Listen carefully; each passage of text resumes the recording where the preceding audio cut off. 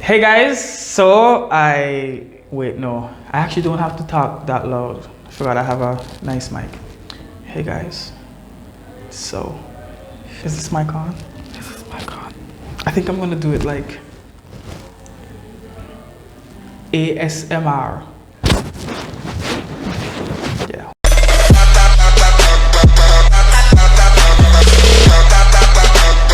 Just so you know, that's the mic, right? I mean, like, come on. Anyways, so we're gonna be doing a video today. I'm gonna be doing a video today, and you're gonna watch me, of me making lasagna my way. It's actually not gonna be anything too complicated. I really hope.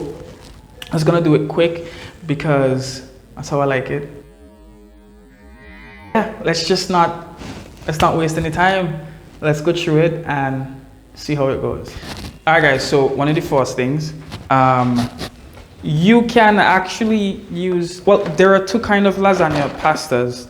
There are the normal ones, and then there's something like from Goya that is oven ready pasta, no boiling required. Like this is kind of a lifesaver, but we don't really have much of this.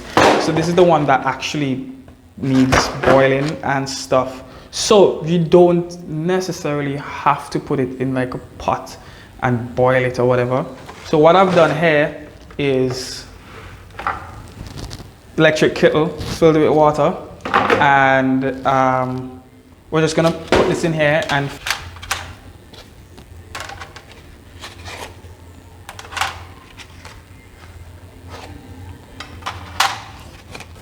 oh, that's what's up.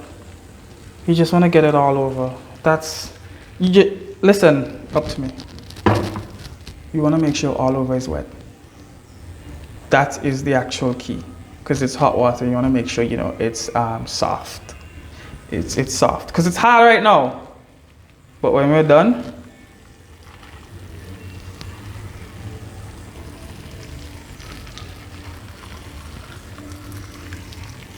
that's what's up. All right, so let's get these out of the way. So I will get some bell peppers, some sweet peppers. That's just a personal thing, and some hot peppers also. So we're just gonna cut those up. I'm not the biggest fan of, which is really bad, honestly, but I'm not the biggest fan of onions and garlic. So what I usually do is when I'm doing the meat, I would prefer to use powdered onion and garlic than actual onion and garlic. It's just a texture thing for me. I don't want you to be eating too many things within the meat when you're when it's actually time, right? I just want the meat to be smooth and consistent with texture. That's what's up. All right, so tips when cutting bell peppers on these things. I mean, no one asks, but I'm gonna say it anyway. You wanna make sure that it's not curved facing down, because then when you start cutting like this now, it's just gonna start breaking apart. According to what kind you get, it's gonna start breaking apart. So I learned, I think this is more curved. So I learned to put it on its curved side. Put your fingers in there, and you're gonna start cutting from there.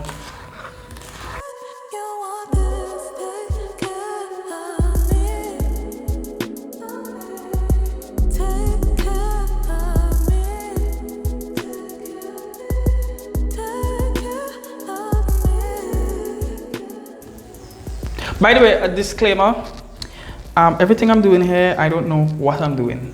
I am just doing things that I've seen people do.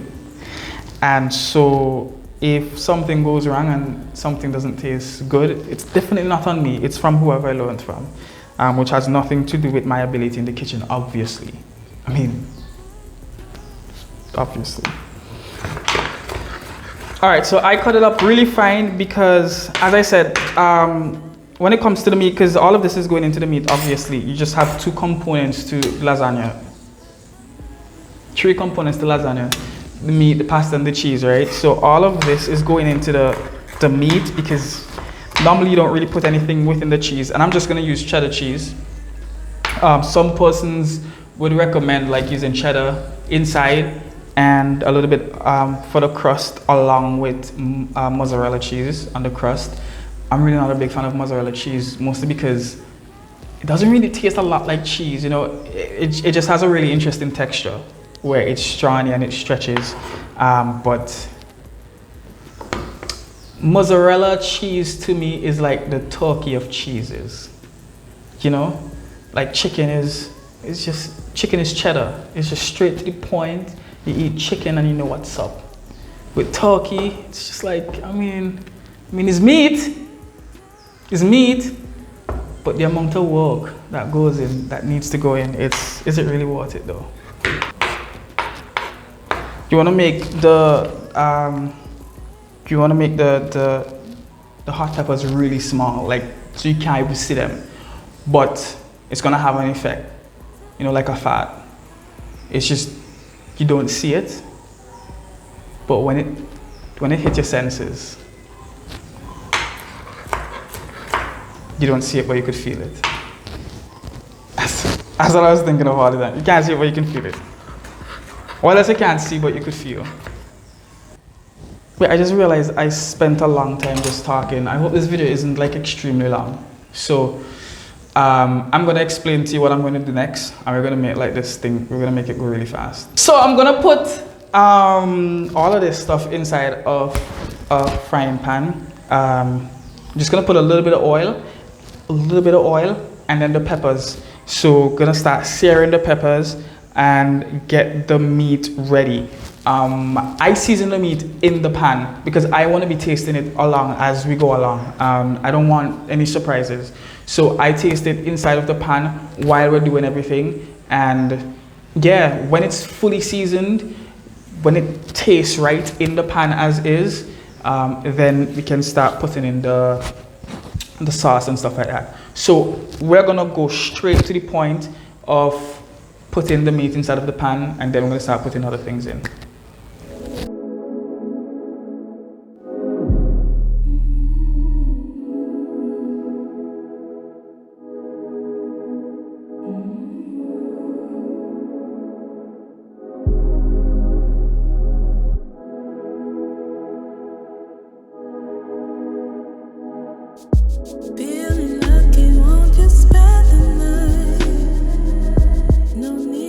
So this pepper thing is crazy, honestly. So what we have here, as I'm sure you can see in one of the cameras, is just the mincemeat. By the way, I use turkey and beef. I like to mix it with beef. Normally I put the chicken and beef, but the supermarket had turkey and beef. So I would do turkey and beef. I like beef because it just adds that interesting set of flavors to it, honestly.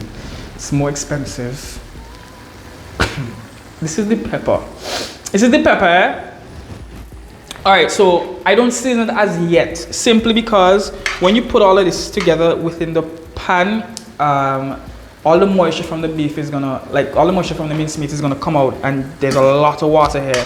So normally I would just let that simmer just a little bit until everything is brown, and then get rid of that water and then season, because I don't want to season it before and then get rid of all that water, get rid of so much seasoning. I don't want to season it just as I put it in the pot and then get rid of all that. Anyways, so yeah, I'm gonna get rid of all of this water now, and then I'm gonna start to season. Just a little bit of black pepper, Goya, the perfect seasoning, all-purpose seasoning. Trust me, the perfect blend. This is just what's up. I'm gonna put a little bit of chili pepper. This usually isn't very, very hot, but it does have a really nice flavor to it. And we're gonna add some salt. This is Himalayan pink salt, but salt or salt. So that's what we're gonna do.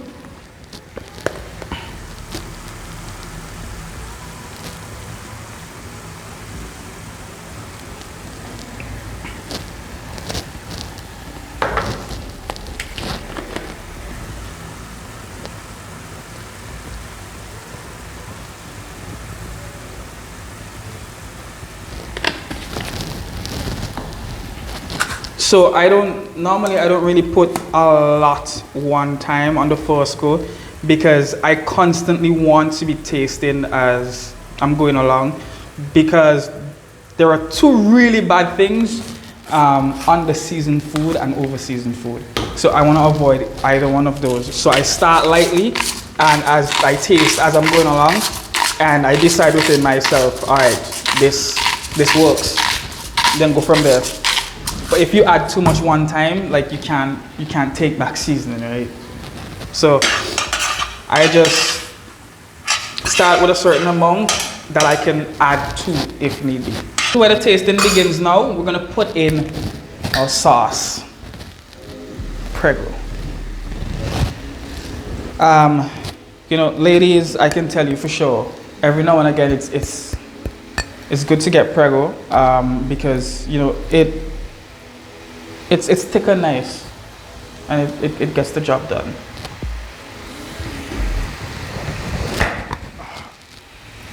I bet you heard that. I bet. This specifically, by the way, is roasted garlic and herb. So as I said, like, I'm not a huge fan of, you know, garlic, etc., and onions inside, but using this sauce helps me to control that, or rather eliminate the need for me to do it. It's within the sauce. Oh.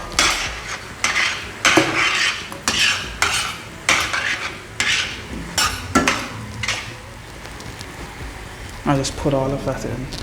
And you know you can't let good seasoning go to, you can't let stuff like this go to waste, right? So let's just add a little bit of water. A little bit of water.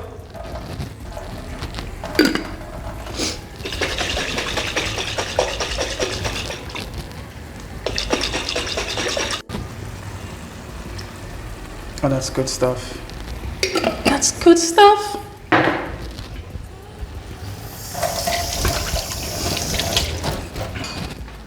A little bit more all-purpose seasoning, a bit more salt. Call the judge.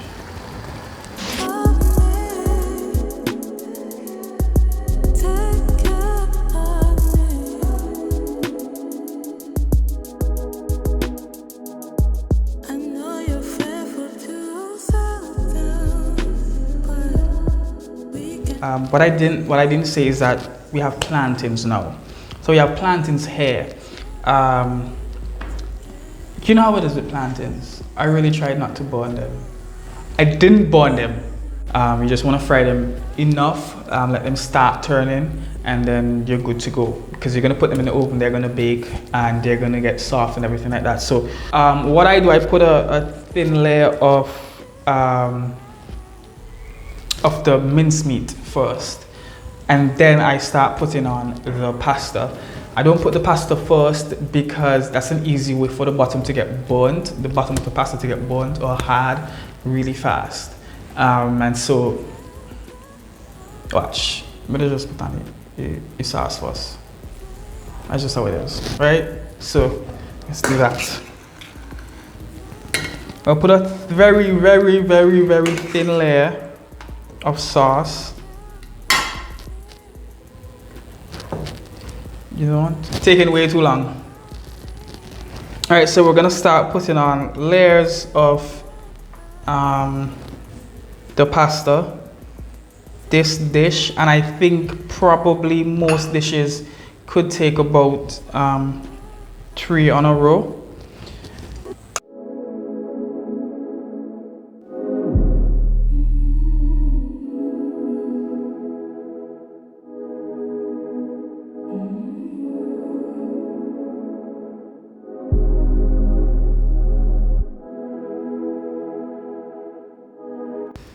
Alright guys, so this will be the last part with me speaking. We're gonna put this inside of the oven, then you see the end result. I'm not gonna react to me eating it. Trust me, if you wanna know how it tastes, do it yourself and see what happens.